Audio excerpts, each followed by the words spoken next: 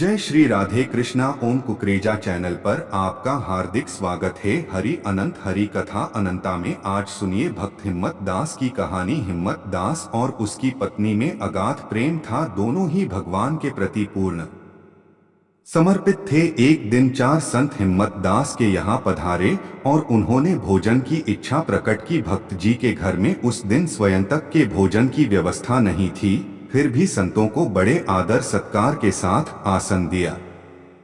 संतों को बिठाकर भक्त अंदर जाकर अपनी पत्नी से सलाह करने लगे कि संतों के भोजन की व्यवस्था किस प्रकार हो। पत्नी बोली, आप चिंता क्यों करते हैं?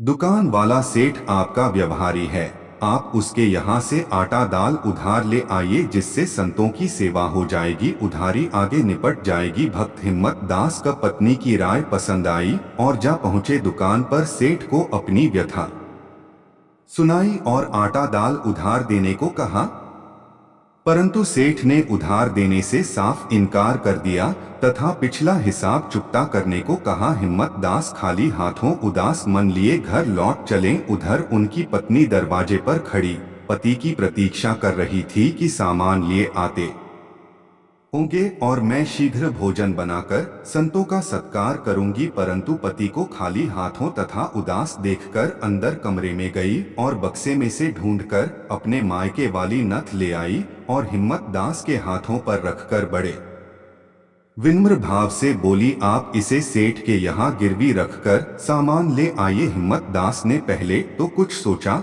फिर वे नथ लेकर सेठ के यहाँ पहुँचे। नथ सेठ को देकर सारा सामान लाकर पत्नी को दिया और पत्नी से कहा कि तुम भोजन तैयार करो, मैं तब तक संतों को स्नान कराकर उनके कपड़े साफ कर दूं। हाँ, थोड़ा सा आंगन लीप अवश्य लेना, संतों को भोजन कराने को शुद्ध साफ जगह होनी चाहिए। भक्तराज तो पत्नी को समझाकर संतों की सेवा में चले गए। उधर उनकी पत्नी भी कार्य में लग गई। इधर भगवान अपने भक्त का कष्ट सहन नहीं कर सके और तुरंत हिम्मत दास का रूप धारण करके सबसे पहले उस सेठ के यहाँ पहुँचे जहाँ भक्त नथ गिरवी रखकर आया था। सेठ का अगला पिछला सब हिसाब चुकता कर नथ लेकर हिम्मत दास के यहाँ पहुँचे।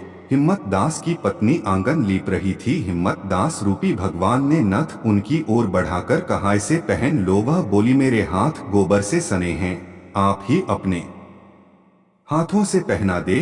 भगवान ने अपने हाथ से नथ पहनाई और कहा, मैं संतों को भोजन के लिए बुलाकर लाता हूँ, शीघ्र भोजन तैयार करो। भगवान अंतर्धान हो गए। तब तक हिम्मत दास संतों को स्नान कराकर ले आए। पत्नी को नथ पहने देख आश्चर्य से बोले, प्रिय, यह नथ तो मैं सेठ के यहाँ गिरवी रख आया था, तुम्हारे पास कहाँ से आ गई? पत्नी बोली, आप हंसी क्यों करते हैं? अभी तो आप अपने हाथ से पहना कर गए तथा आटा दाल चावल की बोरियां कमरे में रखवा कर गए। हिम्मत दास ने अंदर कमरे में जाकर देखा, कई बोरियां राशन की लगी है। हिम्मत दास दौड़ते हुए सेठ के यहाँ गए और पूछा, सेठ जी, नथ कौन छुड़ा कर ले गया था? सेठ जी ने कहा, भगत जी, अभी तो आप सब हिसाब चुकता कर आटा दाल चावल की बोरियां लेकर गए, फिर क्या बात हो गई? भक्त हिम्मत दास का माथा ठनका, क्या नरसी का भात भरने वाला यहाँ भी हिम्मत दास बना? धन्य है प्रभु, भक्तों का कष्ट आप नहीं देख पाते। प्रभु का गुण अनुवाद गाते संतों को घर लाकर भोजन कराया। फिर तो भक्त हिम्मत दास तथा उनकी पत्नी प्रभु के दर्शन पाने हेतु दिन रात भक्ति में लीन हो गई। अंत में प्रभु की कृपा से सद्गति को प्राप्त हुए। जय श्री राधे कृष्णा।